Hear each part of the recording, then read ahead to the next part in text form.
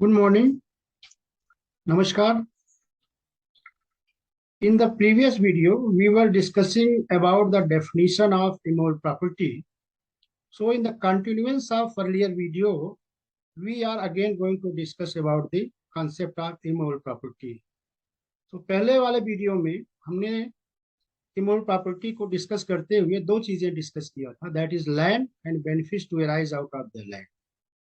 Land में हमने discuss किया था land includes surface of the land, below the surface of the land, and above the surface of the land. So below the surface of land में हमने discuss किया those things which are already inside of the land, that is mine, coal mine, gold mine. These all things will be covered, or gold lying inside of the mine, all are covered under the purview of immovable property. ये चीजें हमने discuss कर लिया है। और दूसरी जो चीज हमने डिस्कस किया था अपने पहले वीडियो में, that is benefits arise to out of the land. उसमें ज्यादातर चीजें वो हैं जो इमूवेबल प्रॉपर्टी होती हैं, लेकिन वो इंटेंजिबल नेचर की होती है। इंटेंजिबल नेचर मतलब which has no physical existence, जिसका कोई भौतिक अस्तित्व नहीं होता है। जैसे कोई राइट है, आपका अधिकार है, कॉपीराइट है, तो कॉपीराइट इज इंटेंजिबल प्रॉपर्टी। उसी तरह से राइट टू वे हमने डिस्कस किया, right to ferry, right to fishery, ये सब चीजें जो है वो benefits arise to out of land में आती हैं और ये इमूवेबल प्रॉपर्टी होती है। इसी के तत्वावधान में हम एक केस डिस्कस करते हैं यहाँ पे। The name of case was Anand Behera versus state of Orissa. Anand Behera versus state of Orissa के केस में सुप्रीम कोर्ट ने ये कहा है कि right to fishery is and immovable property, means मछली पकड़ने का जो राइट है किसी व्यक्ति को मिला हुआ है, किसी रिवर से मछली पकड़ने का जो राइट है, दैट इज इमूवेबल प्रॉपर्टी, वो अचल संपत्ति के अंतर्गत आता है। तो ये दोनों चीजें हमने इमूवेबल प्रॉपर्टी के बारे में डिस्कस कर लिया है। But another category which is being covered under the purview of immovable property is things attached to the earth.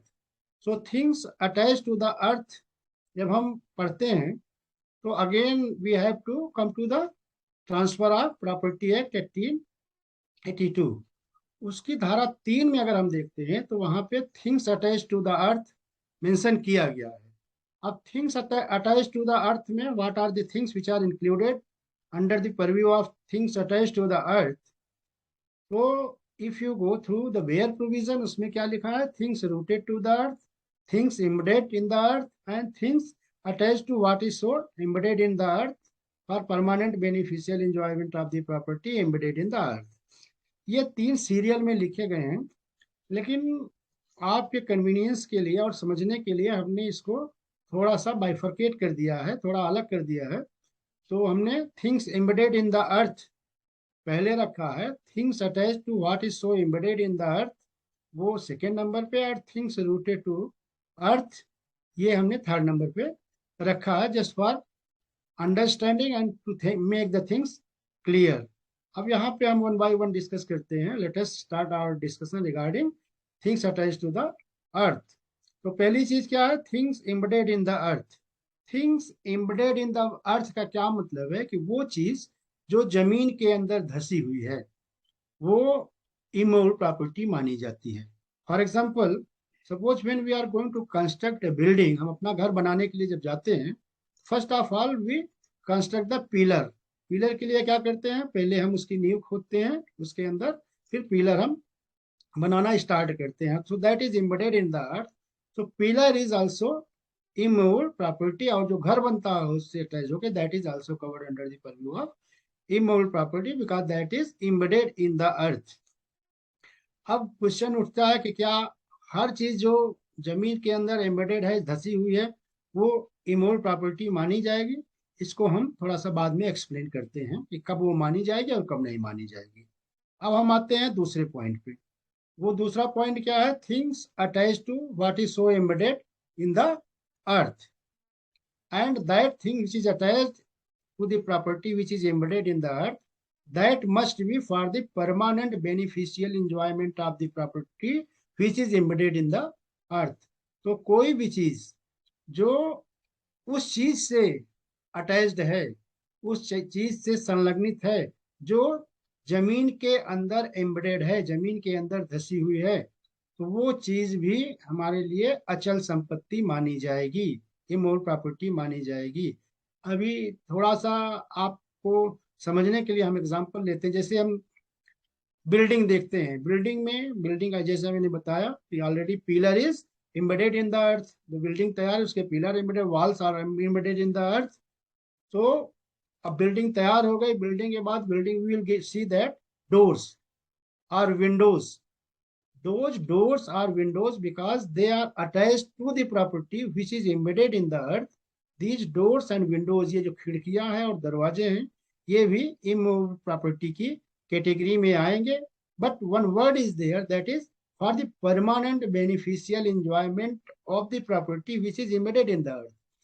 अब वो प्रॉपर्टी जो जमीन के अंदर एम्बेडेड है, जमीन से एम्बेडेड है, वो प्रॉपर्टी से ये डोर और विंडोज मीन्स घर की पिलर तो जमीन के अंदर धसे हुए, तो pillars will be immovable property. लेकिन क्या दरवाजे या खिड़कियां इमूवेबल प्रॉपर्टी हैं? Answer yes, because second category कहती है, क्योंकि बिना दरवाजे और बिना खिड़कियों के इस बिल्डिंग का कोई बहुत कैसे कि उसका कोई मूल्य नहीं होता है, और कोई आदमी उसमें रहने तब तक नहीं आएगा जब तक वो नहीं देखता है कि इसके अंदर दरवाजा लगा है, खिड़की लगी है or not. So that's why these things, doors and windows, are attached with the building for the beneficial enjoyment of that particular building. तो ये सब भी इमूवेबल प्रॉपर्टी की कैटेगरी में आती हैं। अब इन चीजों को समझने के लिए हमें दो चीजें बहुत जरूरी है, और वो दो चीजें समझने से जस्ट पहले हमें एक डॉक्ट्रिन पे ध्यान देना होगा, जिसको हम कहते हैं डॉक्ट्रिन ऑफ फिक्सचर। जो डॉक्ट्रिन ऑफ फिक्सचर होती है, डॉक्ट्रिन ऑफ फिक्सचर मीन्स जो चीज वो फिक्स्ड है, क्या वो हर फिक्स चीज मूवेबल होगी या इमूवेबल होगी। ये बेस्ड है एक लैटिन मैक्सिम पे। This is based on a Latin maxim, and the maxim that is क्विक क्विट प्लांटेटर सोलो सोलो सेडिट। ये आपके हमने दिया पावर पॉइंट पे, आपके सामने दिखाई दे रहा होगा, आप इसे नोट कर लें, because this is very very important maxim, that is क्विक क्विट प्लांटेटर सोलो सोलो सेडिट। What is the meaning of this maxim? Actually the meaning of the maxim is things attached to the earth becomes part of the earth. So it means that कोई भी चीज जो जमीन से जुड़ी हुई है वो जमीन का भाग बन जाती है। और जमीन, बिकॉज जमीन is immovable property, land is immovable property, so the things which are attached to the earth, they become, because they becomes part of the earth, so that things are also immovable property. लेकिन फिर एक बात आती है, क्या हर चीज जो जमीन से जुड़ी हुई है या उस प्रॉपर्टी से जुड़ी हुई which is embedded in the earth, हर चीज इमूवेबल प्रॉपर्टी होगी कि नहीं होगी? This is based on two basic things, you can say two basic principles. Number one is intention or object of annexation, and second is the degree or mode of annexation, and these two principles must be read together। ये दोनों चीज, ये दोनों जो सिद्धांत है basically, ये दोनों साथ साथ पढ़े जाएंगे, तभी जाके बात क्लियर होगी कि कोई चीज जो जमीन में धसी हुई है वो इमूवेबल प्रॉपर्टी है कि नहीं है, या कोई चीज जो उस प्रॉपर्टी से अटैच्ड है जो जमीन से धसी है वो इमूवेबल प्रॉपर्टी है कि मूवेबल प्रॉपर्टी है। ये दोनों चीजें, इंटेंशन और object of annexation and degree और मोड ऑफ एनेक्सेशन, इन दोनों को जब साथ में मिला के पढ़ेंगे तभी जाके चीजें क्लियर होती हैं। अब हमने एग्जाम्पल लिया जैसे बिल्डिंग का, तो हम बिल्डिंग कंस्ट्रक्ट करते हैं तो पिलर बनाते हैं, एंड पिलर बनाने के लिए हम जमीन के अंदर थोड़ा गड्ढा खोद के तब वहां से शुरुआत करते हैं। So the pillar which is embedded in the earth is immovable property, because let us satisfy these two principles, intention or object of annexation and degree or mode of annexation, to ascertain whether a thing is movable or immovable। तो ये दोनों सिद्धांत जो हम बता रहे हैं इसको आप अप्लाई करें, उसके बाद देखिए कि क्या कोई चीज मूवेबल होगी या इमूवेबल होगी। तो जैसे सपोज करें कि हम बिल्डिंग बनाते हैं, बिल्डिंग में जब हम पिलर बनाते हैं तो मेरा इंटेंशन क्या होता है? What is intention of annexation? मेरा इंटेंशन ये होता है कि this pillar will remain here permanently, यहाँ से इधर उधर हम इसको मूव नहीं करेंगे। So my intention is clear that the pillar will remain here permanently. Second point जो आते हैं वो है डिग्री और mode of fixation, means up to what extent, किस सीमा तक, कितना, किस ढंग और किस सीमा तक हम उस चीज को जमीन के अंदर धसाते हैं, जमीन के अंदर गाड़ते हैं। तो ये दोनों चीजें पढ़ने के बाद ही चीजें क्लियर होंगी। अब पिलर तो हो गया, बिल्डिंग हो गई, यहाँ से चीज क्लियर हो गई, pillar will be immovable property. लेकिन क्या हर धसी हुई जमीन में धसी हुई चीज इमोल प्रॉपर्टी होगी कि नहीं, ये बहुत इंपॉर्टेंट चीज है। Just let us take an example of layman. Layman in the sense, suppose कि एक रोड बन रही है, रोड इज बीइंग कंस्ट्रक्टेड और उस पर बड़ा हैवी रोलर यूज किया जाता है। तो सपोज कि the person, the contractor who was using that roller, he kept this roller side of the road, उस रोड के किनारे अपना रोलर खड़ा करके बाहर चला गया और 1 साल तक आया नहीं। After 1 year when he came back, he found that कि जब रोलर का जो पहिया है, पत्थर का पहिया है, वो जमीन के अंदर 1 फीट तक धस गया है, because of its heavy weight, इसके अपने लोड के कारण वो भी जमीन में धस गया है। तो यहाँ पे हमें देखना होगा, जैसा कि है कि things embedded in the earth is immovable property, लेकिन क्या हर एम्बेडेड थिंग इमोल प्रॉपर्टी है? यहाँ पे फिर हमारी बात आती है इंटेंशन ऑफ एनेक्सेशन। तो जब उस आदमी ने, जब उस कॉन्ट्रैक्टर ने अपना रोलर किनारे रखवाया था, तो क्या उसका इंटेंशन था, intention that roller will remain here permanently, और when I will come back then I will take my roller. तो उसका इंटेंशन क्या था, ये depends upon facts and circumstances. तो यहाँ पे ये क्लियर होता है कि जो कॉन्ट्रैक्टर है उसका इंटेंशन ये है कि मैं जब आऊंगा तो मैं अपना रोलर यहाँ से लेके चला जाऊंगा। इट मीन्स उसका ये इंटेंशन नहीं था कि वो चीज वहां पे परमानेंटली रहेगी। यहाँ रोलर यद्यपि जमीन में धसा हुआ था, बट ये इमूवेबल प्रॉपर्टी नहीं माना जाएगा, ये मूवेबल प्रॉपर्टी होगी। डिग्री ऑफ अनेक्सेशन, अब किस सीमा तक धसा हुआ है। अब कोई चीज, सपोज करते हैं कि आपने देखा होगा कि ये जो ईंट का भट्ठा होता है, वहां पे भी लोग अपना बना लेते हैं, थोड़ा सा नींव खोदा हल्का सा, और उसके अंदर ईंटा लगा के बिना उस पर कंक्रीट जोड़े हुए भी बना लेते हैं। Whether that would be, that construction will be covered under the purview of इमोल और मूवेबल प्रॉपर्टी। तो it will depend upon the intention plus degree of annexation.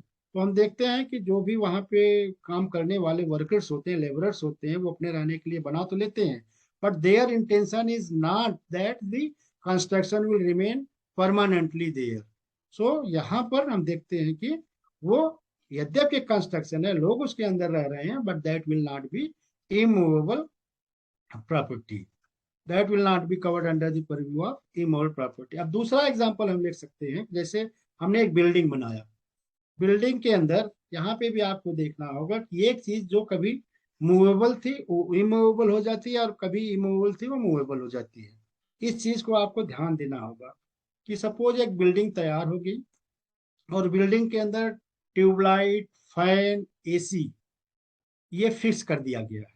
अब आपको ये देखना पड़ेगा कि क्या हर एसी जो फिक्स्ड है बिल्डिंग में मूवेबल होगी या हर एसी इमूवेबल होगी। It will also depend upon the facts and circumstances. The things which are embedded, or things which are attached to the property which is embedded in the earth will be immovable or movable property depends upon facts and circumstances। ये चीजें कि कोई चीज जो जमीन, sorry, उस property से attached है, जो जमीन में इम्बेडेड है, जमीन में धसी हुई है, क्या हर चीज इमूवेबल प्रॉपर्टी होगी?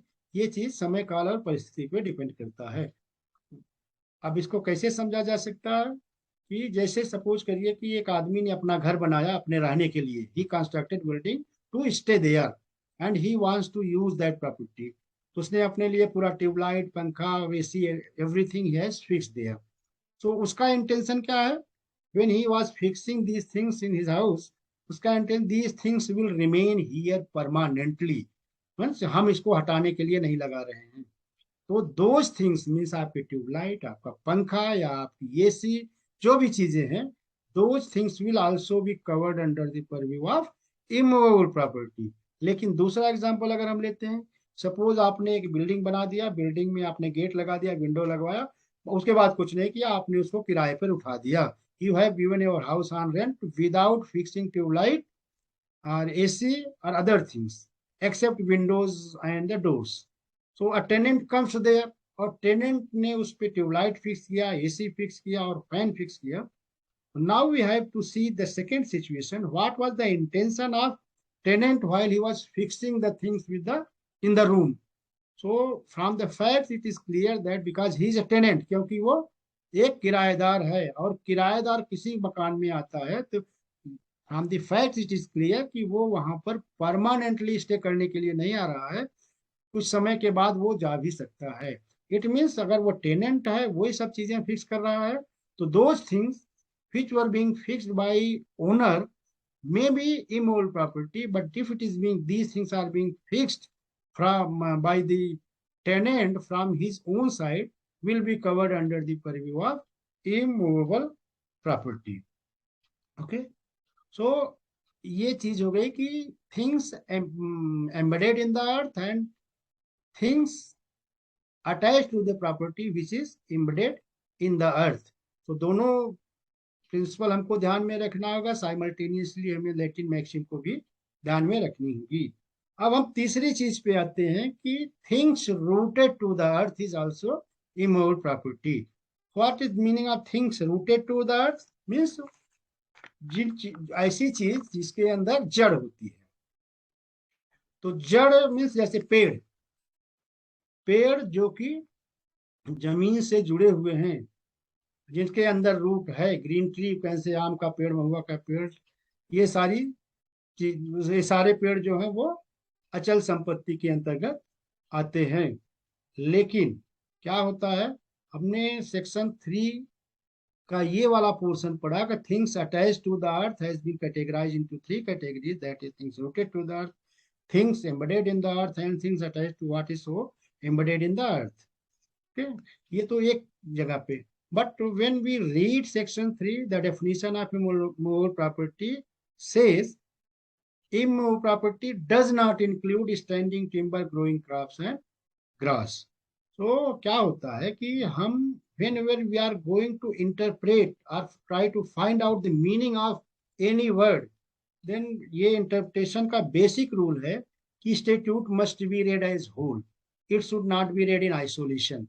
मीन्स कोई चीज का इंटरप्रिटेशन करने के पहले हमें उस एक्ट के, उस अधिनियम के सारे प्रोविजन को एक साथ पढ़ना पड़ेगा. तो इसमें भी जब हम इमोरल प्रॉपर्टी के डेफिनेशन को पढ़ते हैं और things attach to the earth को पढ़ते हैं, जो कि ट्रांसफर ऑफ प्रॉपर्टी एक्ट की धारा 3 में दिया गया है, तो दोनों को साथ पढ़ने पर, because these two will be red together, दोनों के साथ पढ़ने पर यह स्पष्ट होता है कि things rooted to the earth will be immovable property except the standing timber, growing crops and grass. So you can say things rooted to the earth except standing timber, growing crops and grass are covered under the purview of immovable property. Standing timber, growing crops and grass. Growing crops will also be movable property. Grass is also movable property. Standing timber is the movable property. Now question might be arising in mind कि हमारे दिमाग में एक question उठता है कि standing timber और timber tree, these two are different things. What is basic difference between standing timber and timber tree? Timber tree word has not been used here. Timber tree यहाँ पे यूज नहीं किया गया है सेक्शन में, लेकिन जब हम पढ़ते हैं सेक्शन को तो इसमें लिखा हुआ है things rooted to the earth, जो वो सारी चीजें, वो सारे वस्तुएं जो कि जिसके अंदर जड़ है और जमीन के अंदर है, वो सब इमूवेबल प्रॉपर्टी के अंतर्गत आती है. तो यहाँ स्टैंडिंग टिम्बर और टिम्बर ट्री भी ऐसे ट्री होते हैं जिनकी रूट जमीन के अंतर्गत होती है. तो कौन से ऐसे टिम्बर हैं या ट्रीज हैं जो टिम्बर ट्री माने जाएंगे और कब वो स्टैंडिंग टिम्बर माने जाएंगे, ये चीज हमको, स्टैंडिंग टिम्बर की जो हिंदी होती है वो उसको बोलते हैं हम खड़ा कास्ट. मीन्स यद्यप वो जमीन में रूटेड है लेकिन वो मूवेबल प्रॉपर्टी होते हैं. लेकिन हमें ये चीज बहुत ही अच्छी तरह से क्लियर करना होगा कि हर टिम्बर ट्री स्टैंडिंग टिम्बर नहीं होता है। टिम्बर ट्री का यहाँ क्या मतलब होता है? टिम्बर ट्री का मतलब होता है ऐसे ट्री जो फर्नीचर के पर्पज से यूज किए जाते हैं, उसी उद्देश्य के लिए वो लगाए जाते हैं, वो टिम्बर ट्री होते हैं। लेकिन टिम्बर ट्री कब स्टैंडिंग टिम्बर में कन्वर्ट हो जाता है और कब वो टिम्बर ट्री रहता है? Because timber tree is immovable property, but standing timber is movable property. So if suppose there is pine tree, sal, sesame tree, uh, and that sesame or sal tree or you can say pine tree is in growing stage, अभी वो 1 साल का पेड़ है, बस बस 1 साल या 1.5 साल या 6 महीने का पेड़ है, so that will not be covered under the purview of standing timber, rather that is timber tree. so एक पाइन ट्री, 1 साल का ट्री या शीशम का ट्री जो 1 साल 2 साल का पुराना है, 3 साल का पुराना है, वो टिम्बर ट्री है, स्टैंडिंग टिम्बर नहीं है। तो उस स्टेज में वो साल या शीशम का पेड़ इमूवेबल प्रॉपर्टी है। लेकिन जब वो बड़ा हो जाएगा, that can be used for timber purposes, then that will be converted into standing timber, और वो जो पहले इमूवेबल प्रॉपर्टी था अब मूवेबल प्रॉपर्टी हो जाएगा। इस चीज को सुप्रीम कोर्ट ऑफ इंडिया ने एक केस में बड़ा क्लियर किया। The name of case is Shantabai versus state of Bombay, AIR 1958, supreme court 532। इसमें कोर्ट ने कहा है कि ऐसे timber tree, those timber tree which if cut immediately can be used for timber purposes, तो ऐसे टिम्बर ट्री जो कि अगर तुरंत काटे जाते हैं तो वो फर्नीचर के रूप में उपयोग में लाए जा सकते हैं। तो उस पोजीशन पे वो टिम्बर ट्री स्टैंडिंग टिम्बर माने जाएंगे। अगर वो तुरंत काटने के बाद फर्नीचर के पर्पज के लिए यूज नहीं हो सकते हैं तो वो स्टैंडिंग टिम्बर नहीं होंगे, rather they will be the timber trees, वो टिम्बर ट्री ही माने जाएंगे। और वो टिम्बर ट्री होने के नाते वो इमूवेबल प्रॉपर्टी माने जाएंगे। लगता है कि मुझे लगता है क्लियर है। उसके बाद grass, growing crops and grass, दो चीजें हैं। ये ग्रोइंग क्रॉप्स एंड ग्रास, इनका भी ड्यूरेशन बहुत कम होता है, इसलिए इनको भी इमूवेबल प्रॉपर्टी में नहीं रखा गया, rather they are treated as movable property. अब क्वेश्चन उठता है कि बैम्बू ट्री, बैम्बू क्या होता है? बैम्बू भी हमारा मूवेबल प्रॉपर्टी के अंतर्गत आता है, क्योंकि बैम्बू को भी साइंटिफिकली हम ग्रास ही मानते हैं। तो यहाँ पर हमें ये क्लियर हो गया कि इमोरल प्रॉपर्टी क्या होती है। बट एक क्वेश्चन ये उठता है कि हम आखिर इस डेफिनेशन को इतना क्लियरली क्यों पढ़ रहे हैं, इतना फोकस क्यों दे रहे हैं? उसका कारण है, जब हम एक्ट पढ़ रहे हैं तो एक्ट का दो भाग है, एक है संपत्ति, दूसरा है अंतरण। क्योंकि इसका नाम है transfer of property act, property is going to be transferred. So संपत्ति का अंतरण है, संपत्ति अंतरण अधिनियम। तो पहले हमको संपत्ति जानना है, फिर अंतरण जानना है कि अंतरण कैसे होता है। अब हमें मूवेबल और इमूवेबल डिफ्रेंशिएट क्यों कर रहे हैं, इसके पीछे एक लॉजिक ये है, उसके पीछे कारण क्या है? Because if movable property is going to be transferred, that can orally be transferred.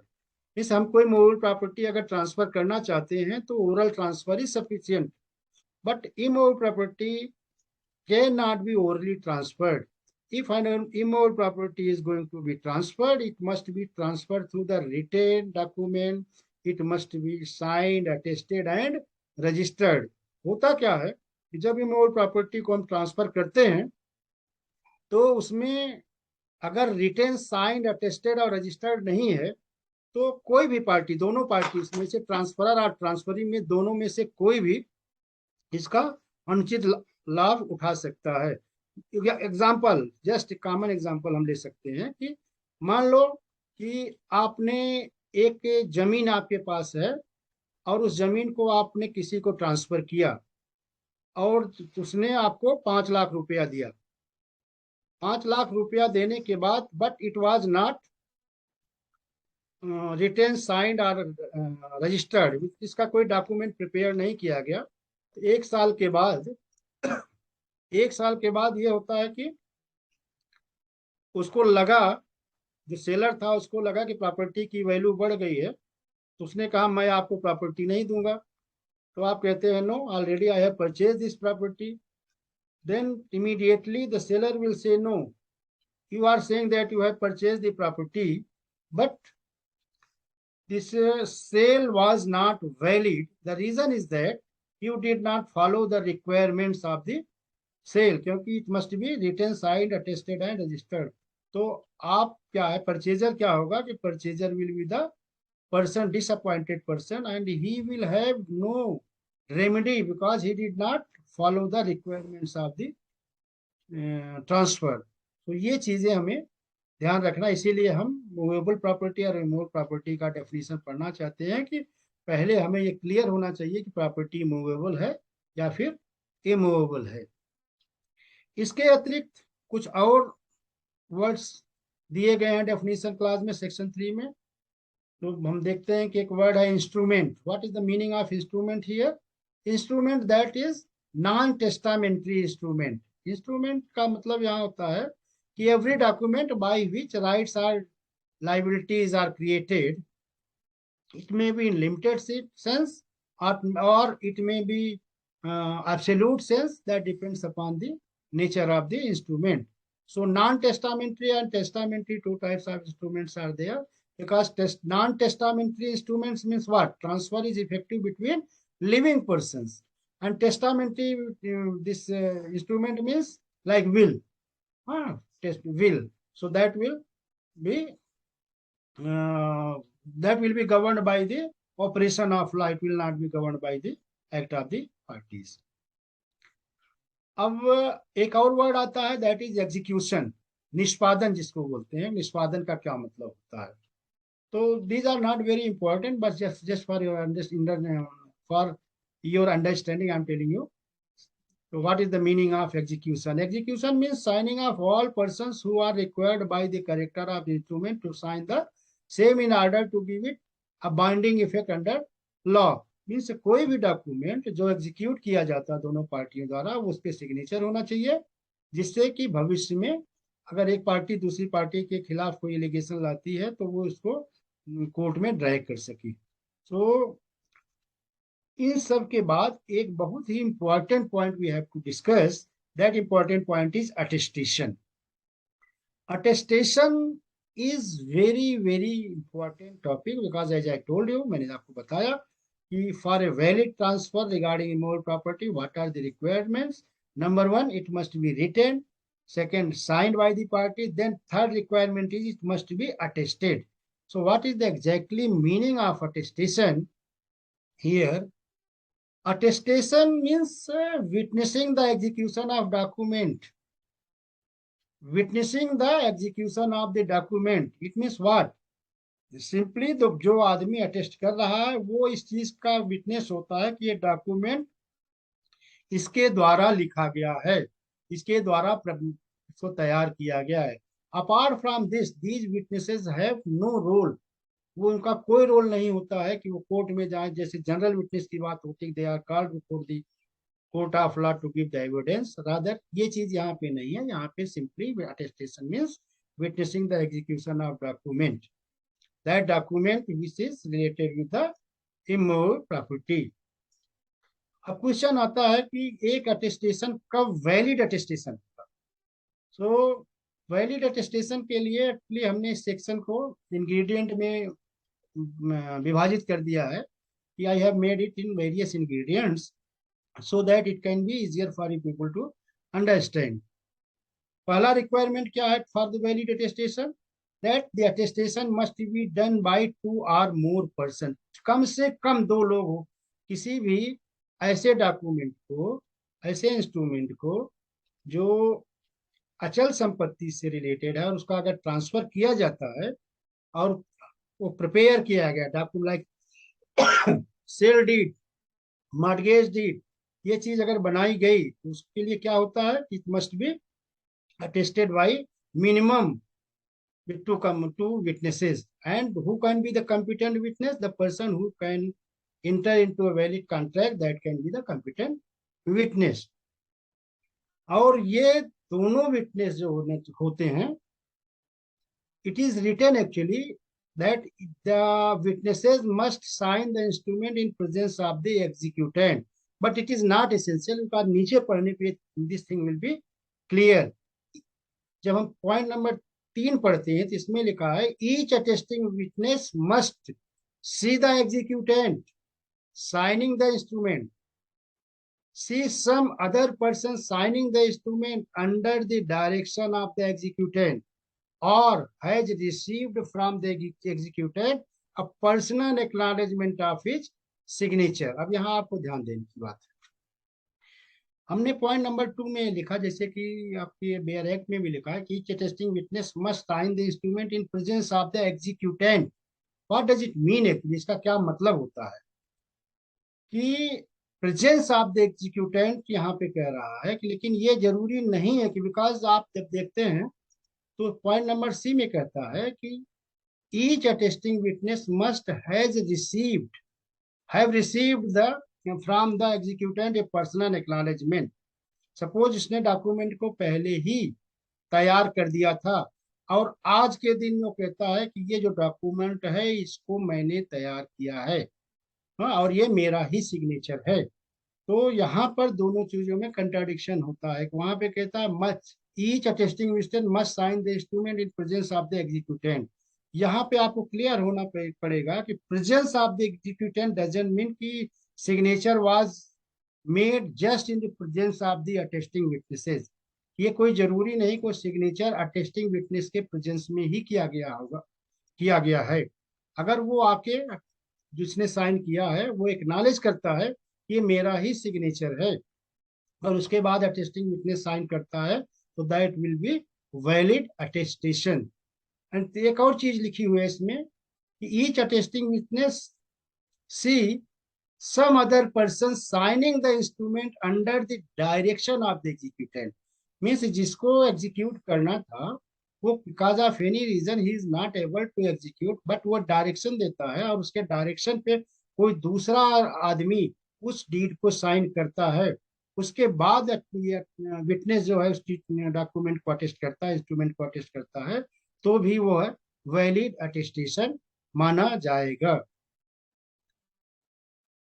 अब एक बहुत ही इंपॉर्टेंट चीज आती है, दैट इज एमनियो अटेस्टेंडाई। एमनियो अटेस्टेंडाई, what does it mean actually?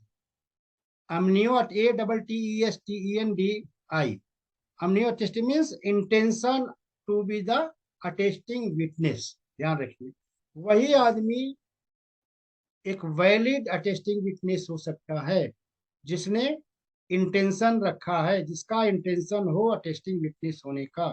Means at the time of attesting the instrument he must have intention that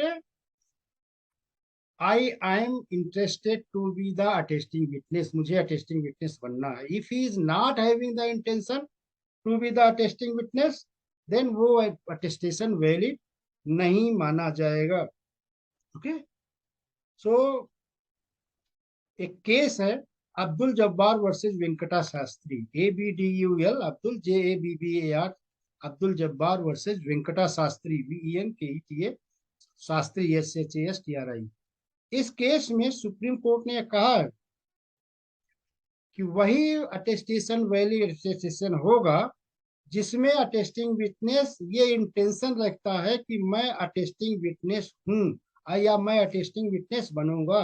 He must have intention to be the attesting witness. Okay?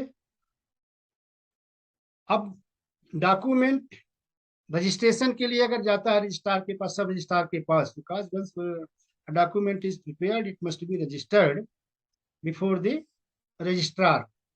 Now question is whether when sub-registrar is signing the document he can be considered as attesting witness. Answer may not be.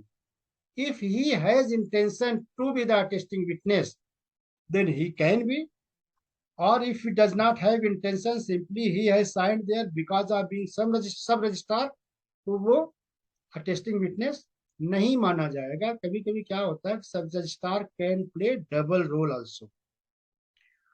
एक और point जो मुझे यहाँ पे highlight करना है कि who can be the attesting witness? Anyone can be the attesting witness, but parties can never be the attesting witness. However, interested person in the transaction can be attesting witness. Interested person का just हम example ले सकते हैं। Suppose A wants to mortgage his property to B for 5 lakh rupees, 5 lakh रुपए में अपनी जमीन को वो बंधक करना चाहता है ए। लेकिन बी के पास केवल 3 लाख रुपया है। तो बी ने सी से अगर 2 लाख रुपया लिया, तो यहाँ पर जो पार्टीज हैं mister A and B, they are party to the transaction, but mister C is not party of this transaction, rather he is interested person.